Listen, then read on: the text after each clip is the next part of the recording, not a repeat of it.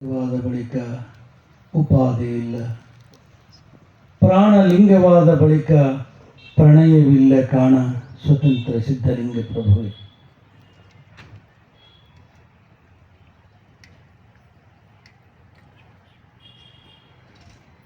ಪರಮ ಪೂಜ್ಯರು ಆದ ಮಹಾನ್ ಯೋಗಿಗಳು ಆದ ತಪಸ್ವಿಗಳು ಆದ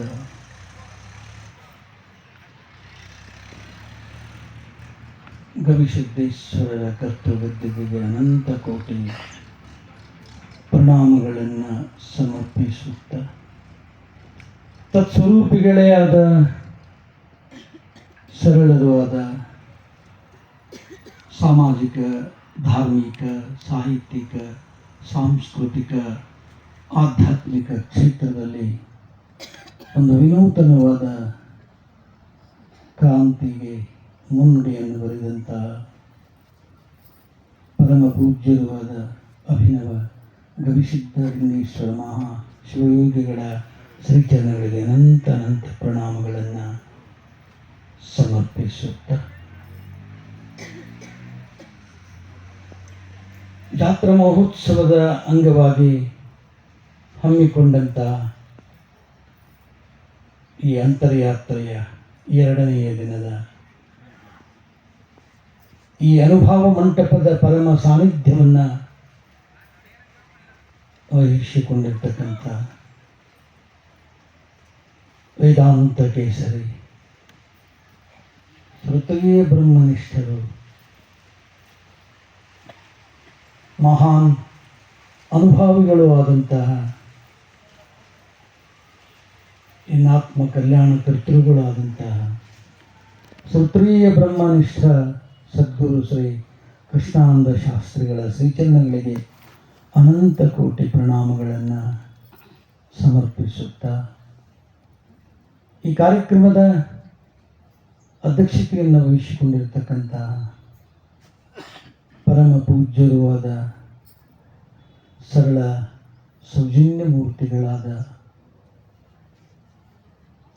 ಶ್ರೋತ್ರಿಯ ಬ್ರಹ್ಮನಿಷ್ಠರು ಆದ ಪರಮ ಪೂಜ್ಯ ದೇವಾನಂದ ಪೂಜ್ಯ ಅಪ್ಪಾಜಿಯವರ ಶ್ರೀಚರಣಗಳಿಗೆ ಅನಂತ ಪ್ರಣಾಮಗಳನ್ನು ಸಮರ್ಪಿಸುತ್ತ, ಕಾರ್ಯಕ್ರಮವನ್ನು ಉದ್ದೇಶಿಸಿ ನಿನ್ನೆಯ ವಿಷಯವನ್ನು ಬಹಳ ಸರಳೀಕರಣ ಮಾಡಿ ಮತ್ತೊಮ್ಮೆ ನಮ್ಮೆಲ್ಲರಿಗೂ ನೆನಪಿಗೆ ತಂದುಕೊಡುವುದರ ಮೂಲಕ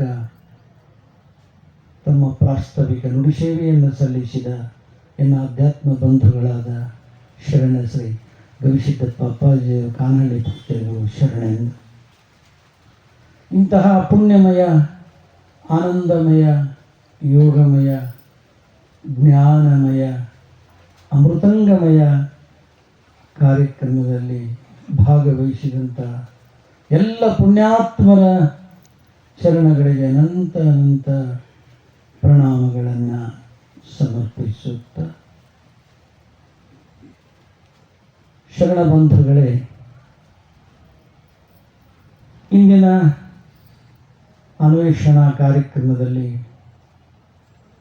ಅಧಿಷ್ಠಾನ ವಿಷಯ ಈಗಾಗಲೇ ಪೂಜ್ಯರು ಹೇಳಿದ್ದಾರೆ. ಶ್ರೀಮನ್ ನಿಜಗುಣ ಶಿವಯೋಗಿಗಳು ಬರೆದಂತಹ ಕೈವಲ್ಯ ಪದ್ಧತಿಯಲ್ಲಿ ಬರುವ 3ನೇ ಸ್ಥಳ ಜೀವ ಶಿವ ನೀತಿ ಕ್ರಿಯಾ ಆಚರಣೆ ಸ್ಥಳದ 14ನೆಯ ಪದ್ಯವನ್ನು ಆಧರಿಸಿ ಚಿಂತನೆಗೆ ಅವಕಾಶ ಮಾಡಿಕೊಟ್ಟಿದ್ದಾರೆ. ಶ್ರೀಮನ್ ನಿಜಗುಣ ಶಿವಯೋಗಿಗಳು ಸಾಧಕನ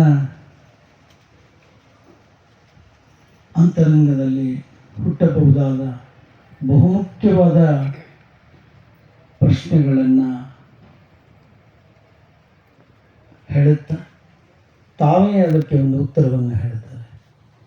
ಬಹುಶಃ ಅವರು ಉತ್ತರ ಹೇಳದಿದ್ದರೆ ನಾವೆಲ್ಲರೂ ಗದ್ದಲಕ್ಕೆ ಬೀಳ್ತಾ ಇದ್ದೀವಿ, ಗೊಂದಲಕ್ಕೊಳಗಾಗ್ತಿದ್ದೀವಿ.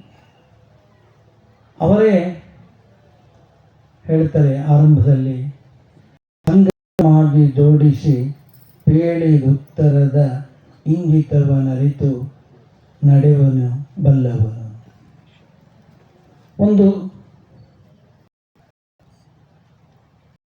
5 ವರ್ಣಗಳುಳ್ಳಂತಹ ಈ ಪದ್ಯದಲ್ಲಿ 20 ಪ್ರಶ್ನೆಗಳನ್ನು ಹೇಳಿ ಅವುಗಳಿಗೆ ಉತ್ತರ ನಿಜಗುಣರೇ ಸೂಚಿಸ್ತಾರೆ. ಆರಂಭದಲ್ಲಿ ದುರಿತದೊಳಧಿಕ ಆವುದು ನಿಂದೆಯಿಂದ ಆರಂಭಗೊಳ್ಳುವ ಪ್ರಶ್ನೆ, ಕೊನೆಯ ಮುಂಚಿತವಾದ ಇನ್ನೊಂದು ಪ್ರಶ್ನೆ ಇವತ್ತಿನ ವಿಷಯ.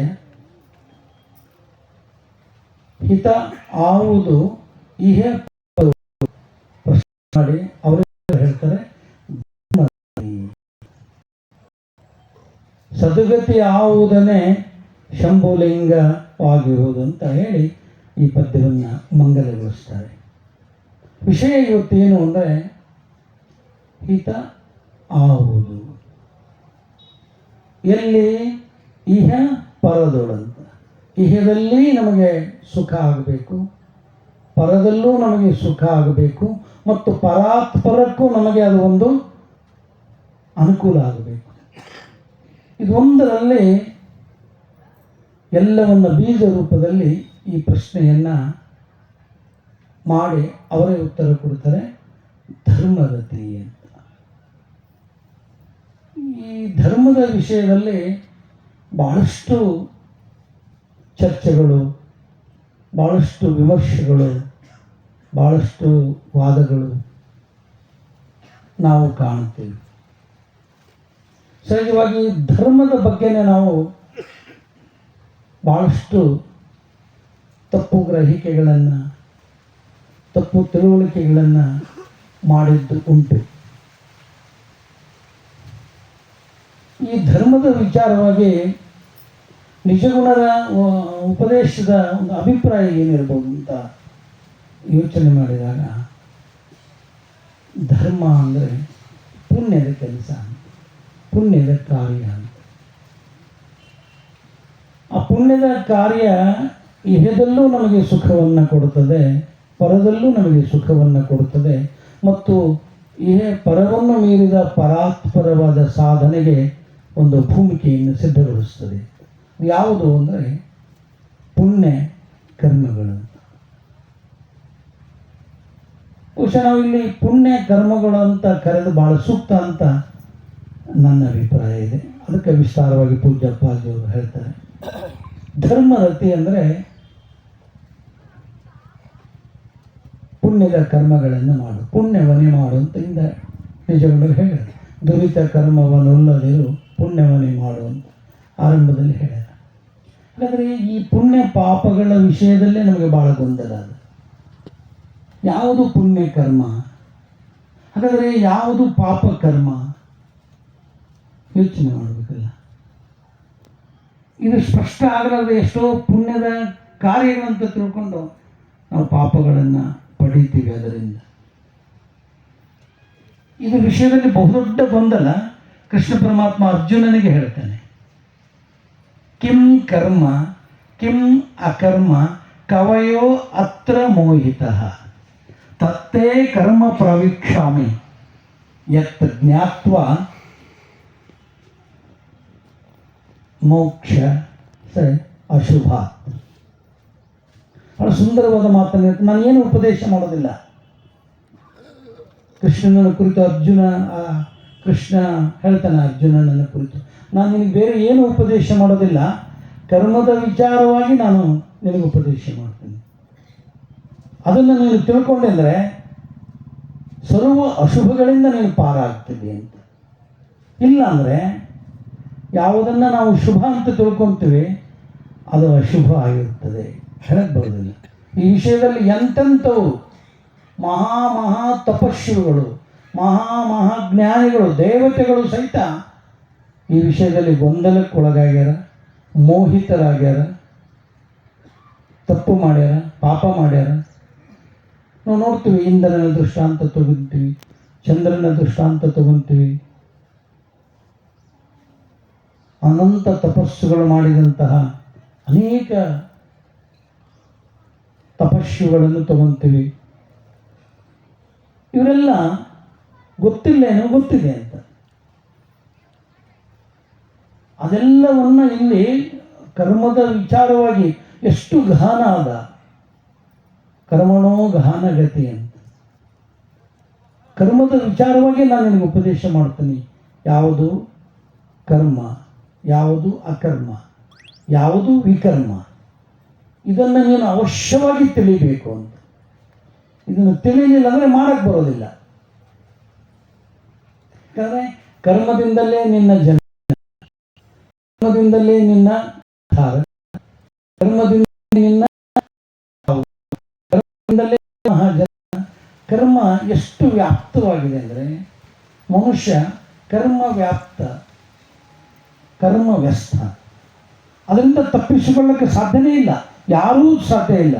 ನಹಿ ಕಶ್ಚಿತ್ ಕ್ಷಣಮಪಿ ಜಾತು ತಿಷ್ಠತಿ ಅಕರ್ಮ ಕೃತ್. ಯಾವ ಜೀವಿಯೂ ಕರ್ಮ ಮಾಡದೇ ಇರೋದಕ್ಕೆ ಸಾಧ್ಯ ಇಲ್ಲ. ಆದರೆ ಯಾವ ಕರ್ಮವನ್ನು ಮಾಡಿದರೆ ಏನಾಗ್ತದೆ ಅನ್ನೋ ಅರಿವಿಲ್ಲ. ಕರ್ಮವೇ ಎಲ್ಲದಕ್ಕೆ ಕಾರಣ. ಅಂತಹ ಕರ್ಮವನ್ನು ನಾನು ನಿನಗೆ ಇಲ್ಲಿ ಉಪದೇಶ ಮಾಡ್ತೀನಿ. ಯಾವುದು ಪುಣ್ಯಕರ್ಮ, ಯಾವುದು ಪಾಪಕರ್ಮ. ಬಹುಶಃ ಯಾವ ಕರ್ಮಗಳು ಪುಣ್ಯ ಪಾಪ ಅಂತ ಪಟ್ಟಿ ಮಾಡೋದಕ್ಕೆ ಸಾಧ್ಯ ಇಲ್ಲ. ಯಾವುದು ಪಾಪದ ಕರ್ಮಗಳು ಅಂತ ಹೇಳೋಕ್ಕಾಗುತ್ತಾ? ಈ ಪಟ್ಟಿ ಮಾಡೋಕ್ಕೆ ಸಾಧ್ಯನೇ. ಇಷ್ಟು ಪಾಪದ ಕರ್ಮಗಳವ, ಇಷ್ಟು ಪುಣ್ಯದ ಕರ್ಮಗಳಂತ ಪಟ್ಟಿ ಮಾಡಿ ಹೇಳೋಕ್ಕೆ ಸಾಧ್ಯ ಇಲ್ಲ. ಹಾಗಾದರೆ ಕರ್ಮ ಜಡ ಅದಾವ, ಅವು ಪುಣ್ಯ ಪಾಪದ ವ್ಯಾಪ್ತಿಗೆ ಒಳಪಡೋದಿಲ್ಲ. ಕರ್ಮ ಜಡ ಅದಾವ. ಹಾಗಾದರೆ ಪುಣ್ಯ ಪಾಪ ಹೇಗೆ ಇದನ್ನು ಅರ್ಥ ಮಾಡ್ಕೋಬೇಕು? ಕರ್ಮ ಮಾಡುವಂತಹ ಕರ್ಮಿಯ ಉದ್ದೇಶ ಏನದಲ್ಲ ಅದನ್ನು ಭಾಳ ಗಮನ ಸೆಳೀತಾರೆ. ನಿನ್ನ ಉದ್ದೇಶ ಹೇಗಿದೆ? ಸಕಾಮವಾಗಿದೆಯೋ ನಿಷ್ಕಾಮವಾಗಿದೆಯೋ? ನಿನ್ನ ಕರ್ಮದಲ್ಲಿ ಕರ್ಮ ಶುದ್ಧತೆ ಇತ್ತು ಅಂದರೆ ಅದು ಪುಣ್ಯ ಅಂತ. ಕರ್ಮದ ಮಾಲಿನ್ಯತೆ ಇತ್ತು ಅಂದರೆ ಕರ್ಮದಲ್ಲಿ ಒಂದು ಮಾಲಿನ್ಯತೆಯನ್ನು ಹೇಳ್ತಾನೆ. ಅನೇಕ ಮಾಲಿನ್ಯಗಳು ನೋಡ್ತೀವಿ ನಾವು. ಜಲ ಮಾಲಿನ್ಯ, ಶಬ್ದ ಮಾಲಿನ್ಯ, ವಾಯು ಮಾಲಿನ್ಯ. ಅದರ ಜೊತೆಗೆ ಇನ್ನೊಂದು ಕರ್ಮ ಮಾಲಿನ್ಯ ಅನ್ನೋದ್ರ ಬಗ್ಗೆ ಗಮನ ನಾವು ಕೊಡಬೇಕಾಗ್ತದೆ. ಅದು ಕರ್ಮ ಮಾಲಿನ್ಯ ಅಂದರೆ ಏನು? ಯಾವ ಕರ್ಮದಲ್ಲಿ ಮಮತೆ, ಯಾವ ಕರ್ಮದಲ್ಲಿ ಸ್ವಾರ್ಥ, ಯಾವ ಕರ್ಮದಲ್ಲಿ ರಾಗ, ಯಾವ ಕರ್ಮದಲ್ಲಿ ದ್ವೇಷ, ಇವೆಲ್ಲವೂ ಒಳಗೊಂಡಿರ್ತದ ಆ ಎಲ್ಲ ಕರ್ಮಗಳು